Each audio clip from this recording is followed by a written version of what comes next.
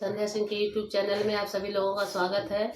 मैं एक गणेश जी का भजन सुनाने जा रही हूँ दोस्तों। अगर आप लोग को अच्छा लगे तो हमारे वीडियो को लाइक करें, शेयर करें और कमेंट में बताएं कि आप लोग को कैसा लगा। हे गौरा तोहरो लालन बड़ा प्यारा, हे गौरा तोहरो लालन बड़ा प्यारा, तुहरे लालनवा के सिर बड़ा भारी, तुहरे लालनवा के सिर बड़ा भारी, पहले मुकुटवा लगे हो बड़ा प्यारा, पहले मुकुटवा लगे हो बड़ा प्यारा, हे गौरा तोहरो लालन बड़ा प्यारा, हे गौरा तोहरो लालन बड़ा प्यारा, तुहरे लालनवा के कान बड़ा भारी, तुहरे लालनवा कान बड़ा भारी, पहले कुंडलवा लगे हो बड़ा प्यारा, पहले कुंडलवा लगे हो बड़ा प्यारा,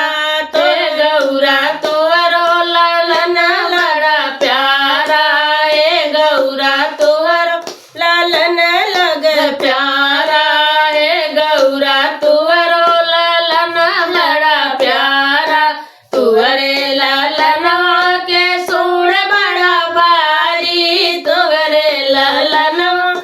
सूढ़ बड़ा भारी, काये मोदकवा लगे हो बड़ा प्यारा, काये मोदकवा लगे हो बड़ा प्यारा,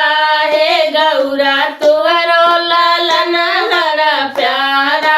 हे गौरा तोहरो लालन बड़ा प्यारा, तुहरे लालनवा के हाथ बड़ा भारी, तुहरे लालनवा हाथ बड़ा भारी, देवया शिष्या लगे हो बड़ा प्यारा, देवया शिष्या लगे हो बड़ा प्यारा, हे गौरा तोहरो लालन बड़ा प्यारा, हे गौरा तोहरो लालन बड़ा प्यारा, तुहरे लालनवा का पेट बड़ा भारी, तुहरे लालनवा पेट बड़ा भारी, पहने पीताम्बर लगे हो बड़ा प्यारा, पहने पीताम्बर लगे हो बड़ा प्यारा, हे गौरा तोहरो लालन बड़ा प्यारा, हे गौरा तोहरो लालन बड़ा प्यारा, तुहरे लालनवा का पाँव बड़ा भारी, तुहरे लालनवा पाँव बड़ा भारी, पहले पायलवा लगे हो बड़ा प्यारा, पहले पायलवा लगे हो बड़ा प्यारा, हे गौरा तोहरो लालन बड़ा प्यारा,